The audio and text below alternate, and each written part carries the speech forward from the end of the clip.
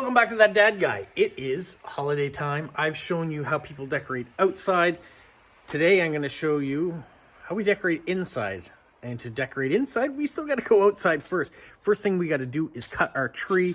It is not a traditional tree, but we still need some of these utensils. Utensils? Tools. Anyways, we got the chainsaw, we've got a saw, we've got some ear protection, rope, bungee cords. I'll show you what we're going to do with it all in a minute. So this is the time we go into the woods and we find the tree that's perfect for us. You can see they're all about 40 or 50 feet tall, and we only need 6 feet of it. So the bottom part we don't use, and the very top we don't use. So we need the bit in between.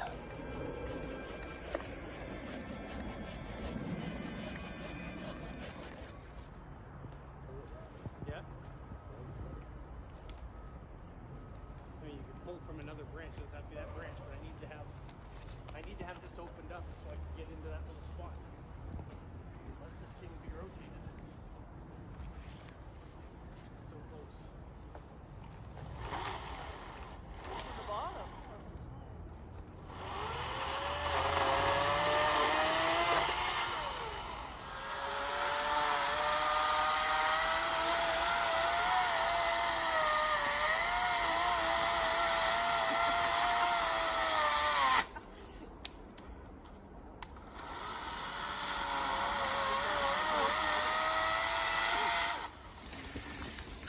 Out goes the tree.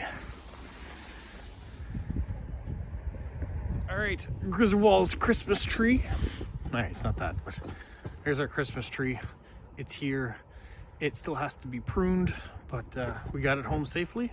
Now we got to get in the house. The next step in owning a birch tree Christmas tree is cutting it to size. You can go in the woods and you chop it down.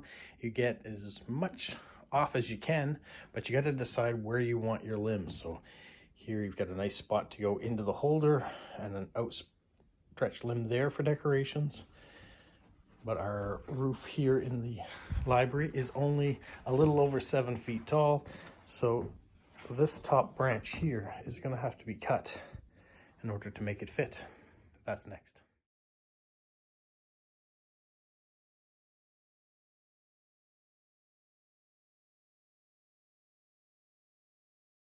The first part of decorating a birch tree is to put the lights on. So the lights are on. Next, we'll see the thousands of decorations. When it comes to Christmas decorations, bins are important. So all these bins are filled with the Christmas decorations that we're going to need for our tree. So that has to go up next. The bins are up. They're all there. Now they got to go up there. Sneak peek what's happening. Decorating is going up. So it doesn't bend the branch. And up here.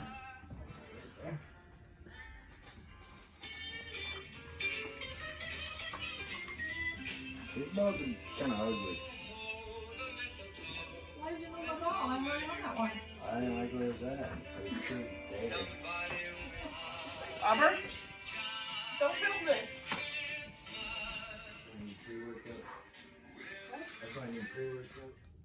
Day 2 of decorating the tree, we had to undecorate it and redecorate it again because it started to pitch forward and we had to resecure it. Always the fun. But we're getting there.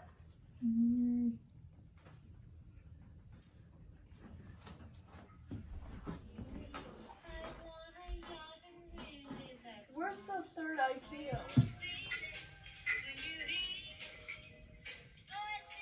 Well, we did it. We're all decorated and now it's time for the big reveal. So this is what a birch tree with 1,000+ ornaments on it looks like. This is our Christmas tradition. It was something my wife's side of the family started. Her grandparents started it actually. One day they woke up on Christmas morning and their green tree had all the needles had fallen off, and her grandmother said enough's enough. And from there they went to birch trees. So my wife grew up having a birch tree, and now my kids are growing up having birch trees too. So we've got our stockings hung with care. We've got some ornaments on the mantle. We have all sorts of things that shine and glitter. big stockings around there, some stuffed animals that are around. The house has all sorts of things. And every year my wife and I give each other an ornament for our anniversary. So there are always new decorations going on. And sometimes when we're out, we just kind of find something that speaks to us. So we get that, whether it's something like, you can see a Disney ornament there from one of our trips to Disney World in Florida.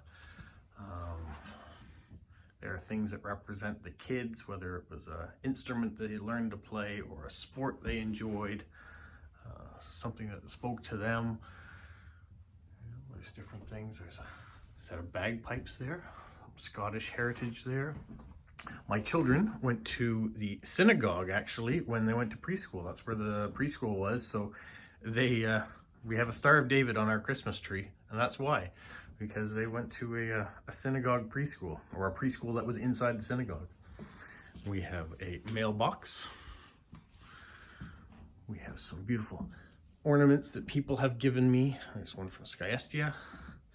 There's a Mary Post Crossing one over there that originally came from Caroline's shop in France. It was a nice gift from somebody, and you know who you are. Yeah, this always could be in a game of saying, can you find? And I give you an example of something to find. There is a birch tree Santa with an owl in his stomach. There's a new one there. I don't know if we can zoom in on it a bit. But that one up there is a new seahorse that we got this year from Forged in Fire. There's a chainmail ornament there. You can, I don't know if you can see it right. But yeah, let's zoom out a bit more. So what do you think? Very different than your traditional green tree. I will give you that. And lots of people always say that Christmas for them is a green tree. And if they've never seen a birch tree like this done before, it is a shock. People say, oh, it's a Charlie Brown tree. Well, it's not really a Charlie Brown tree, because Charlie Brown's tree was just like 2 limbs and very small and short. This is massive. This climbs across our ceiling. Takes the whole side of the room in the library here. There's no presents under this tree yet. Eventually we'll get there, but one thing at a time. Well, I hope you enjoyed the choosing, the cutting down, the placement, the family decorating of this tree. It certainly had a hassle this year for the first time, because we got it a third decorated up and noticed it shifted in the evening. And so I had to take all the decorations off it, reposition it, secure it, even tape down the base that it's in at the bottom just so it doesn't slide. Never had that happen before, but every year's a new year, so new challenges come with those years. But I think it looks great. I think everyone did a good job. My son went gung-ho and was decorating when we weren't decorating. So big props to him for doing a lot of the work, getting all those decorations back up again and getting it done before Christmas. So now we can wrap some presents, put them under the tree, and slowly get our way to actually having Christmas Day and hosting. My parents will be over. Wendy should be over for Christmas. A little smaller this year. My wife's parents are not going to be with us for Christmas because they are doing Christmas with their other child this year, and rightfully so. He should get some time with his parents too. So a little different for us not having them around, but it will be Christmas nevertheless. So hopefully you guys enjoyed this video and me sharing a little bit of the traditions that we have here at Christmas time. So have a magical week. What, Polo? You say like, subscribe, share, and tell all your friends. Who's a good boy? Who's a good boy?